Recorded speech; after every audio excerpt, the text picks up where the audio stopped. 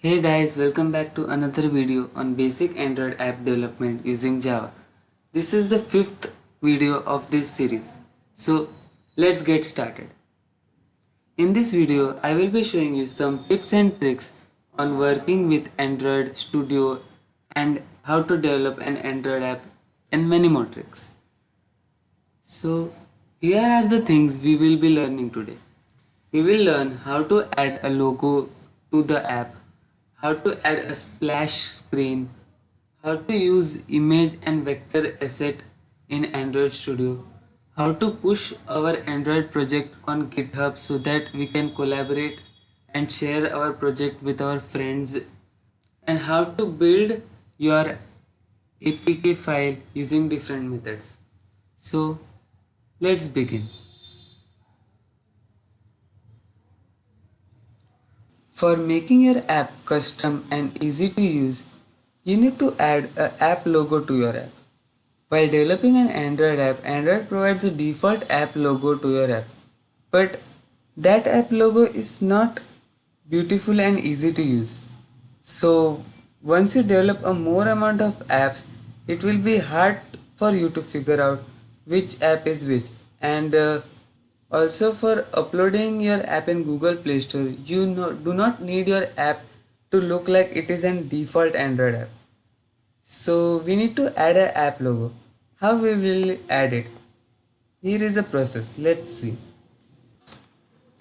So once you build your Android project, you need to right click on this app and you need to add a new image asset. Once you click on image asset, you will see the following screen. So for adding an app logo, there are three options: image, clip art and text. We will be adding an image for this demo. So you can download your app logo from Google or any source. Once you have selected the app logo, you can increase and decrease the size of the logo and fit it to your frame accordingly. So you can see how your app logo will look in circle, spherical, rounded square and square logos. Once you click on next, you will be seeing that there are some files added in the res folder, and once you finish, your app logo is generated for your app. It's that simple. So the next tip is how to add a splash screen to your Android app.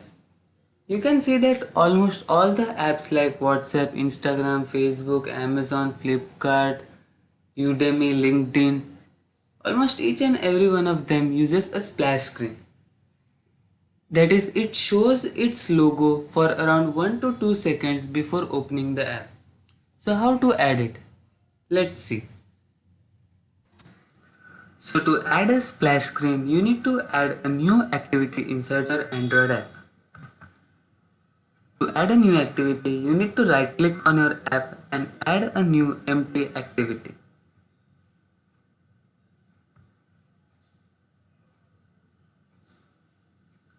While adding an activity, you need to click on this launcher activity and change its name to Splash.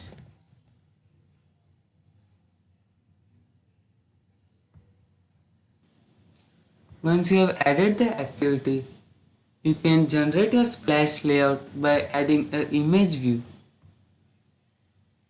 inside this layout section. So let's create the Splash layout.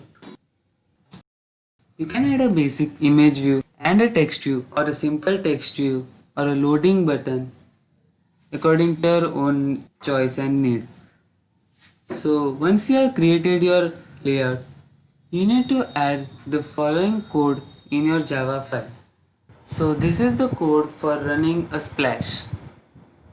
Uh, the screen time of Splash is counted in milliseconds. Mostly you can use around 1000 to 3000 milliseconds for a splash screen.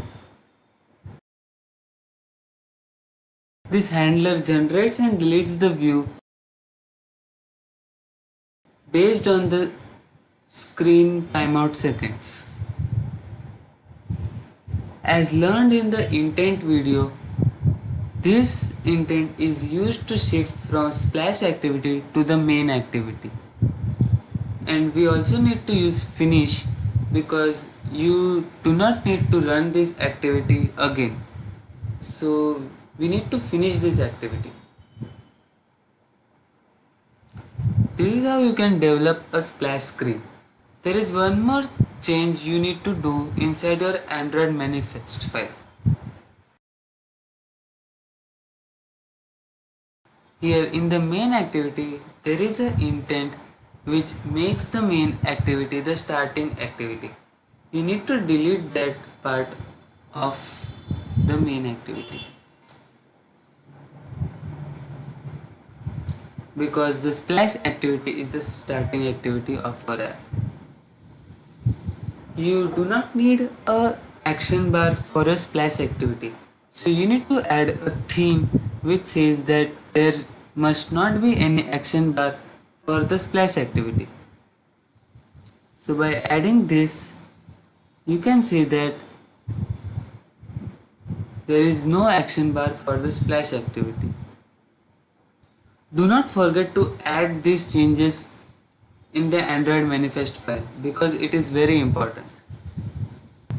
So this is how you can add a simple splash activity to your Android app.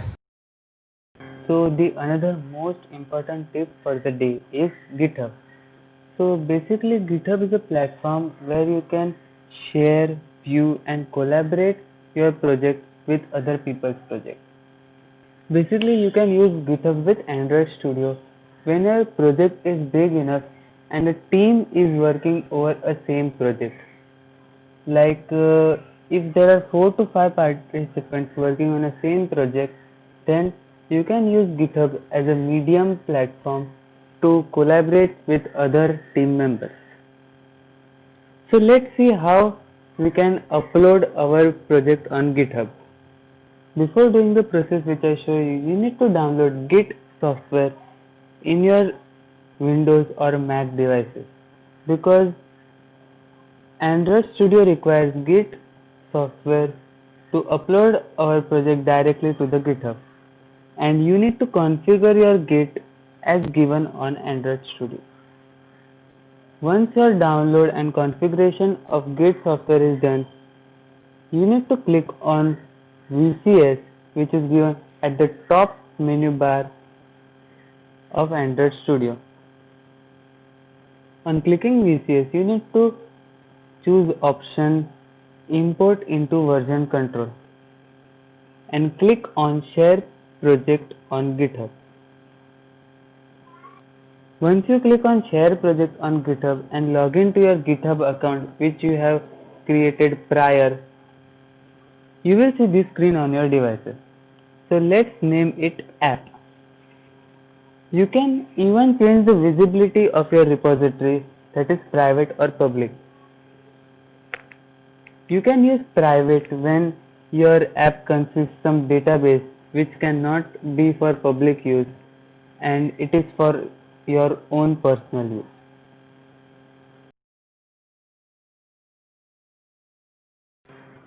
Once you click on share, your app is successfully uploaded on the GitHub platform and which can be further used for collaboration and sharing. So that's it for this tip.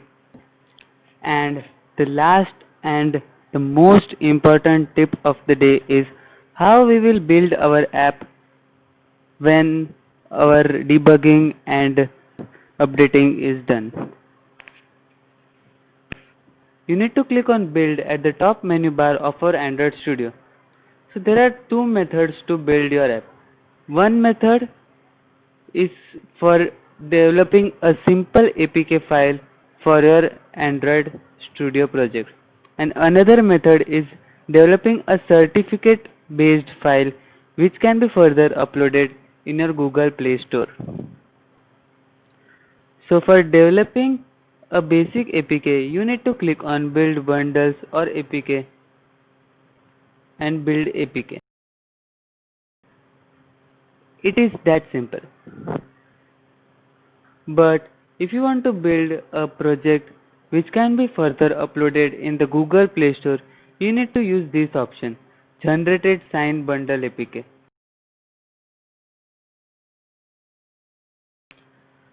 Once you click on Generated Signed Bundle APK, then you will see this dialog box on your screen. You need to choose option APK and next.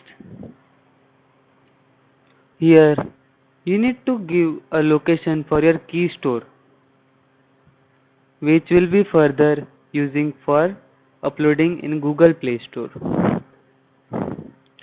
So, you need to create a new key store and add the following details.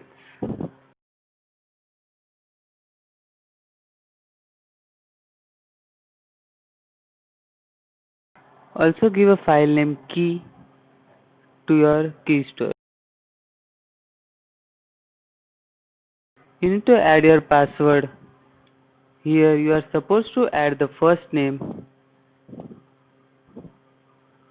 and last. Fill this detail accordingly and click on OK. Once you click on OK, you will see the following dialog box appear. Here all the details of your key store are added automatically. Once you click on next, choose release and click on both this checkbox. Once you finish this, your APK will be generated successfully.